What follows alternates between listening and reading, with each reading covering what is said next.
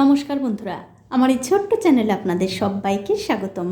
আমি আজকে জাপানি রুই মাছ একটুখানি ভিন্ন স্বাদের আপনাদের রান্না করে দেখাবো।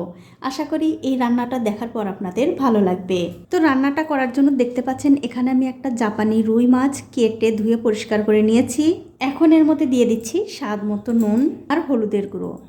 আমি আজকে এই গোটা মাছই আপনাদের রান্না করে দেখাবো। আশা করি এই মাছটা রান্না করা দেখার পর আপনাদের ভালো লাগবে। যদি ভালো লাগে থাকে অবশ্যই একটা লাইক কমেন্ট করতে ভুলবেন না, আর শেয়ার করবেন আপনার বন্ধুদের সাথে, যাতে তারাও এই মাছ রান্নার বিষয়ে জানতে পারে এবং শিখতে পারে। তো দেখতেই পেলেন মাছটা কিন্তু আমি নুন আর হলুদ দিয়ে একটু মাখিয়ে নিলাম। এখন এই মাছটা আমি ভেজে নেব। তো মাছটা ভাজার জন্য দেখতে পাচ্ছেন কড়াইতে আমি বেশ কিছুটা সর্ষের তেল দিয়েছি। তেলটা কিন্তু খুব ভালো করে গরম হয়ে গেছে। এখন এই মাছটা দিয়ে খুব ভালো করে ভেজে নিতে হবে। তো মাছটা দিয়ে দেওয়ার পর কিছুক্ষণ পর যখন দেখবেন মাছের এক দিকটা হয়ে গেছে, তখন অন্য দিকটা উল্টে দিতে হবে।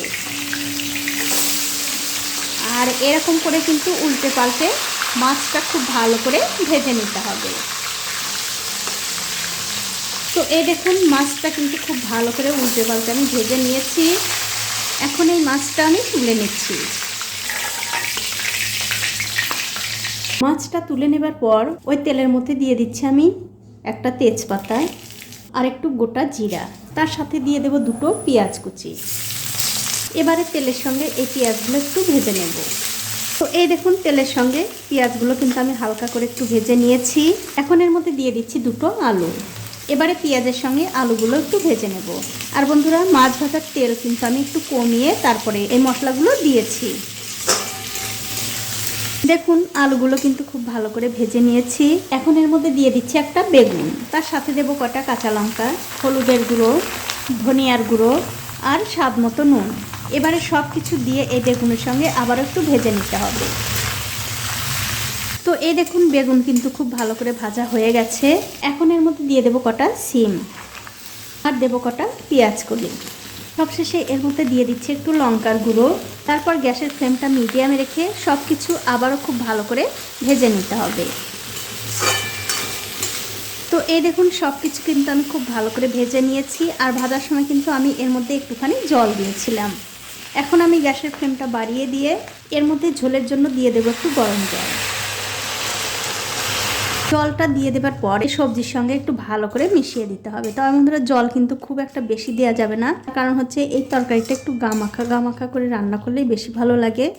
দেখুন সব কিছু কিন্তু আমি খুব ভালো করে জলের সঙ্গে মিশিয়ে দিয়েছি। আর দেখতেই পাচ্ছেন তরকারির মধ্যে বলক চলে এসছে, মানে আমি গরম জল দিয়েছি তার জন্য খুব তাড়াতাড়ি বলক এসে গেছে। এবারে যে ভাজা মাছটা ছিল সেই মাছটা তরকারির মধ্যে দিয়ে দিতে হবে। একটু আগেই দিতে হবে, যেহেতু আমি এই মাছটা গোটায় রান্না করছি তার জন্য একটু আগেই দিয়ে দিলাম। আর দেখতেই পাচ্ছেন মাছের পেট ভর্তি কিন্তু তেলে ভরা। এবারে একটা ঢাকা দিয়ে 10 মিনিট আমি এই তরকারিটা রান্না হতে দেব। 10 মিনিটের মাঝে ঢাকাটা আমি একবার তুলে নিচ্ছি। তুলে নিয়ে এই মাছটা আমি খুবই হালকা হাতে একটু উল্টে দেব। যেহেতু একটু বড় মাছ তার জন্য একটু উল্টে দিলে দুই দিকটাই কিন্তু খুব ভালোভাবে রান্না হয়ে যাবে। দেখুন মাছটা কিন্তু আমি উল্টে দিলাম। তার সাথে সাথে তরকারিগুলো মানে সবজিগুলো একটু নাড়াচাড়া করে দিচ্ছি, যাতে সবগুলো সবজি খুব ভালোভাবে সেদ্ধ হয়ে যায়। তারপর আবারও ঢাকা দিয়ে এই তরকারিটা আমি রান্না হতে দেব। তো 10 মিনিট কিন্তু হয়ে গেছে। ওপর থেকে আমি ঢাকাটা তুলে নিচ্ছি। এখন আমি এর ওপর দিয়ে দেবো একটু ধনেপাতা কুচি।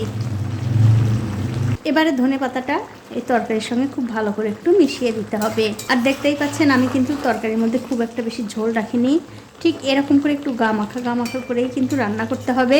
তো বন্ধুরা, ধনেপাতা কিন্তু আমি তরকারির সঙ্গে ভালো করে মিশিয়ে দিলাম। এবারে গ্যাসের ফ্লেমটা বন্ধ করে দিয়ে আপনাদের একটু পরিবেশন করেও দেখাচ্ছি কেমন হয়েছে দেখুন। অবশ্যই একদিন হলেও এইভাবে জাপানি রুইয়ের পোনা রান্না করে খেয়ে আমাকে কমেন্ট করে জানাতে ভুলবেন না আপনাদের কেমন লাগলো। তো বন্ধুরা, আজ এই পর্যন্তই। দেখা হবে অন্য কোনো নতুন ভিডিও নিয়ে।